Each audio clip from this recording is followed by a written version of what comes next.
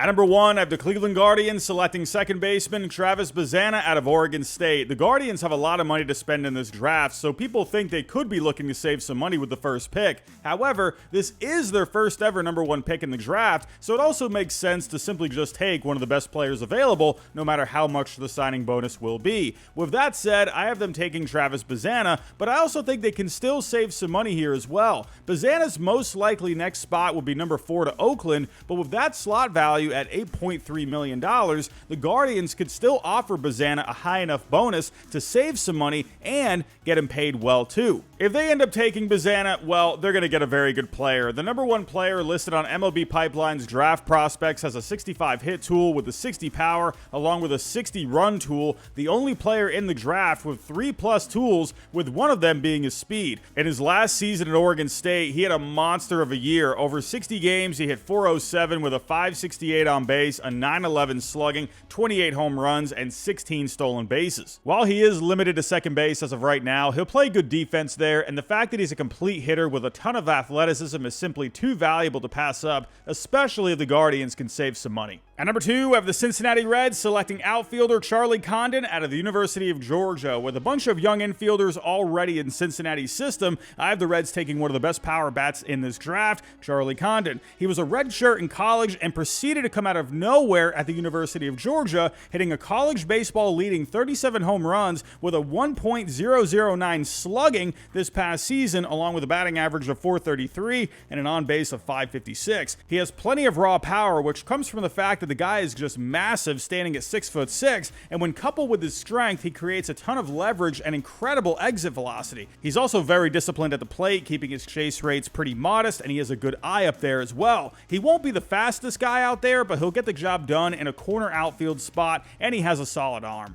At number 3, I have the Colorado Rockies selecting right-handed pitcher Chase Burns out of Wake Forest. Simply put, the Rockies have a hard time acquiring pitching. After taking Chase Dollander with their first pick last year, I say keep that going and take one of the best pitchers in the country in Chase Burns. The guy is simply just nasty, possessing a high-octane fastball that's consistently in the upper 90s, along with a wipeout slider, a plus curveball, and a solid changeup, all of which helped him strike out 17 batters per 9 while posting an ERA of 2.70 last season with Wake Forest. At number 4, I have the Oakland A's selecting J.J. Weatherholt out of West Virginia. J.J. Weatherholt is one of the best pure hitters in this draft, if not the best, possessing a 65 hit tool shown by his ability to hit to all fields with pop. He's also an extremely disciplined hitter, brings plenty of speed, and while he mostly played second base at West Virginia, scouts think he has the ability to play shortstop in the major leagues. What's held back J.J. though is his health, as he's dealt with some injuries in college, including a hamstring injury this past season. Nonetheless, he brings a lot of upside and should be able to bring a lot to the table by the time they move to Las Vegas. At number 5, I have the Chicago White Sox taking first baseman Jack Caglione out of the University of Florida. The White Sox could go many ways here, but I have them going with a guy with plenty of raw power and an absolute freak at the plate, Jack Caglione. While he did post a very high chase rate at the University of Florida, he didn't strike out much and he made a decent amount of contact, with plenty of that contact being very hard. His raw power comes from the fact that he's just huge, standing at 6'5", but also has an incredibly violent swing. While his position at first base is considered a low-value position,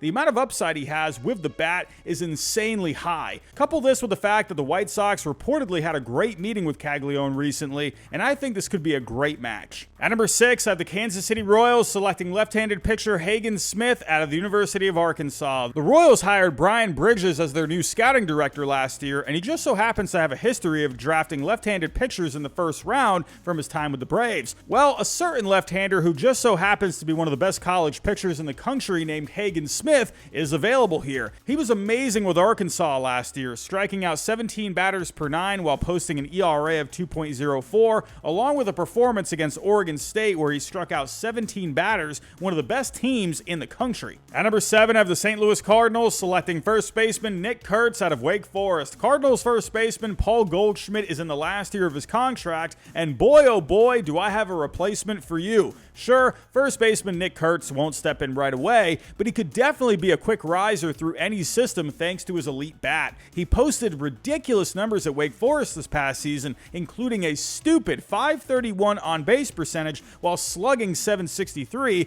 with 22 home runs over 54 games. He has some of the best plate discipline among all draft prospects and brings a consistent bat with plenty of raw power, along with a solid glove at first base. At number 8, I have the LA Angels selecting shortstop Bryce Rayner out of Harvard Westlake High School in California. We're used to the Angels picking college players they can rush to the majors lately, but they've been doing their due diligence scouting high school players lately too. I say they take the highest upside shortstop available with Bryce Rayner. He gets a lot of comparisons to Corey Seager thanks to a smooth left-handed swing that makes consistent contact with plenty of exit velocity. He's also very smooth at shortstop, and he has a great arm. This would be a great high-value pick for the Angels, and a hometown one as well. At number 9, I have the Pittsburgh Pirates selecting outfielder James Tibbs out of Florida State. One of my favorite players in the draft, can simply just mash. He's a very disciplined hitter that doesn't strike out much and hits to all fields with power. While he has struggled with breaking stuff in the past, it didn't prevent him from hitting 28 home runs with a 1.264 OPS last year at FSU. While he won't give you much speed, he should be able to handle left field and even first base fine down the road. While I do think he's more of a floor than a ceiling guy, he could get to Pittsburgh pretty quick as they start to enter a competitive window. They might also be able to save a bit of money here, considering Tibbs has been projected to go anywhere from 12 to 14, and the Pirates could give him more money than those slots while also saving some cash, which would be great considering they have a competitive balance pick at number 37.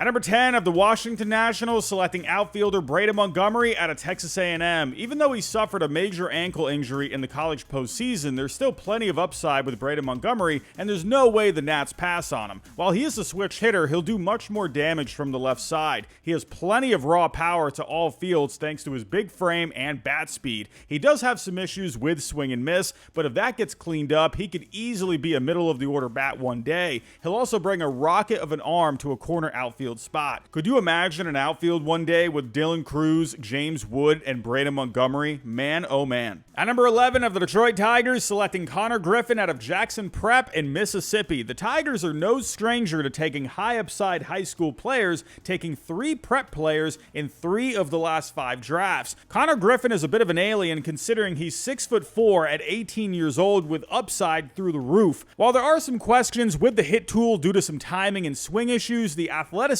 is off the charts, and he has major speed, raw power, and excellent defense in both center field and shortstop. I simply can't see the Tigers passing on a possible 5-tool player like this. At number 12, I have the Boston Red Sox selecting third baseman Cam Smith out of Florida State. This one might turn some heads because the Red Sox already have a third baseman by the name of Rafael Devers. So, why would the Red Sox take a college third baseman in Cam Smith? Well, it starts with the bat as he makes consistent contact with upside for power, something the Red Sox covet in draft prospects. He's also a right-handed hitter, so a big guy like Cam Smith with the power he has at Fenway Park already sounds like a dream. Now for the third base part. Well, in my opinion, Rafael Devers should probably hop off third base in the next few years as his defense is consistently below average, while Cam Smith would provide good defense there. There's also the possibility you could move Cam Smith to another position down the road. At number 13 of the San Francisco Giants selecting left-handed pitcher Cam Caminiti out of Saguaro High School in Arizona. The Tigers have been connected to Caminiti for a while now, but with them grabbing Griffin, who fell to them, I have Caminiti going to another team that's been connected to him,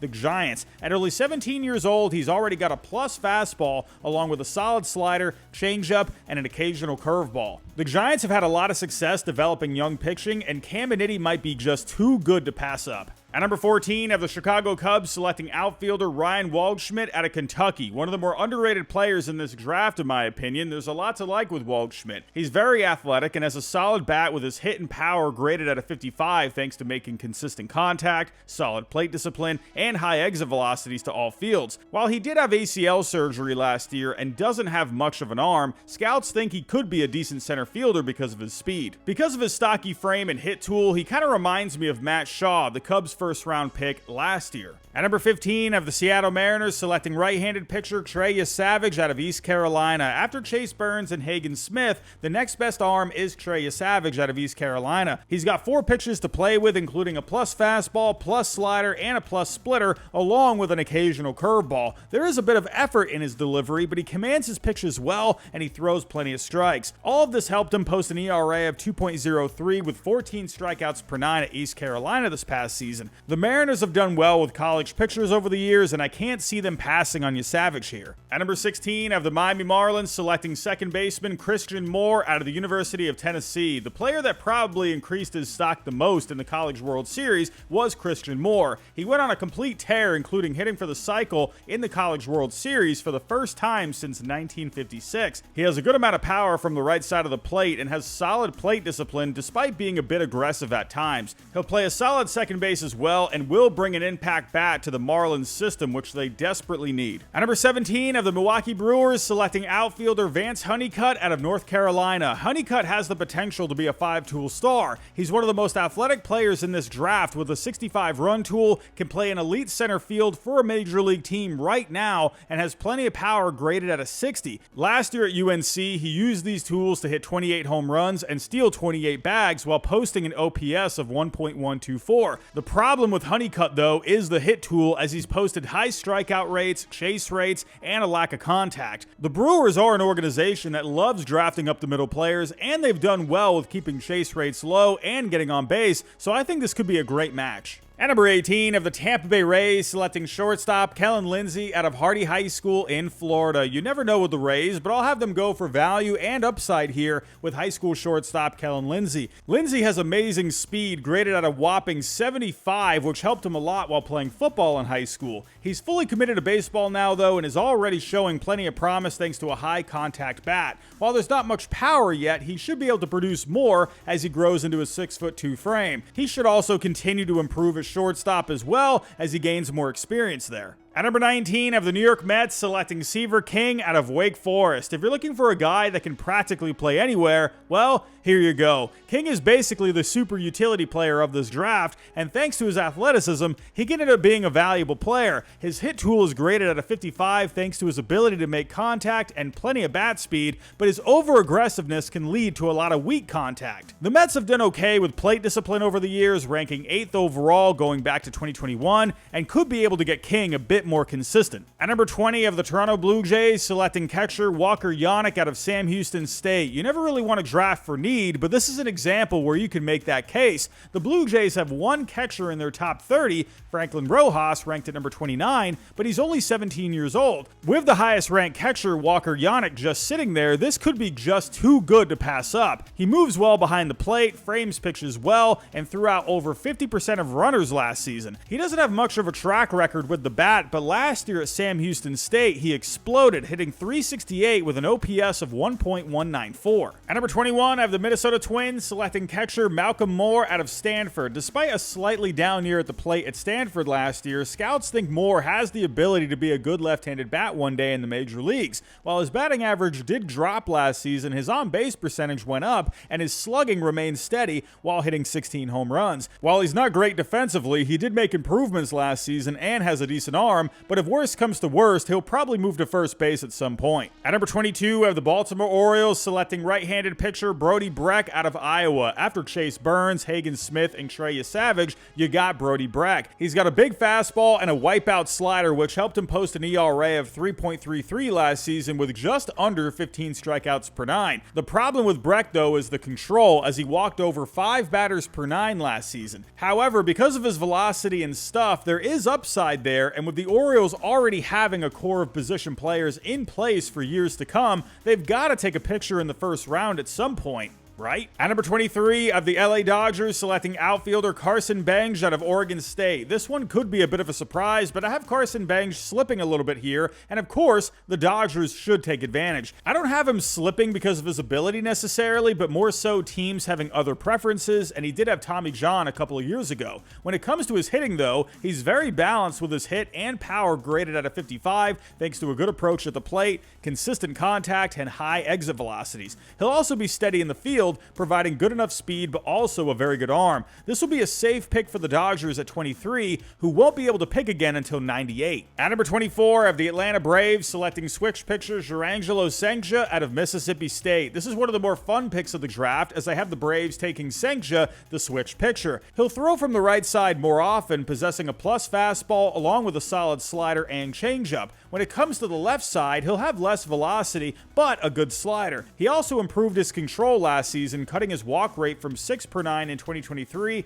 to 3 per 9 last year, while keeping his strikeouts the same. At number 25, I have the San Diego Padres selecting left-handed pitcher Cash Mayfield out of Elk City High School in Oklahoma. The Padres love going with high school talent, and they keep that trend going here with Cash Mayfield. Regarded as the third best high school arm on Baseball America, the lefty has a solid 3-pitch mix with a 55 fastball, 55 slider, and a 55 curveball. He's also 6'4" at 19 years old and should fill into his frame more as he matures. There's a lot of upside here, and I can't see San Diego passing on it. At number 26, I have the New York Yankees selecting third baseman Billy Amick out of Tennessee. The Yankees have shown a knack for drafting players with raw power as of late, with someone like Spencer Jones a couple of years ago. Billy Amick is more of a power over hit guy at this point thanks to his bat speed and smooth swing. While he does make hard contact, he tends to be a bit over aggressive, but he has done well with keeping the strikeouts on the lower end. This is a profile the Yankees are familiar with, as their organization ranks second in home runs, but 21st in contact percentage dating back to 2021. He doesn't look like a Gold Glove third baseman at this point, but he'll get the job done, and he can play some first base. At number 27, I have the Philadelphia Phillies selecting right-handed pitcher William Schmidt out of Catholic High School in Louisiana. Baseball America actually has Schmidt ranked ahead of Cam Caminiti, so this would be a bit of a birthday gift for the Phillies,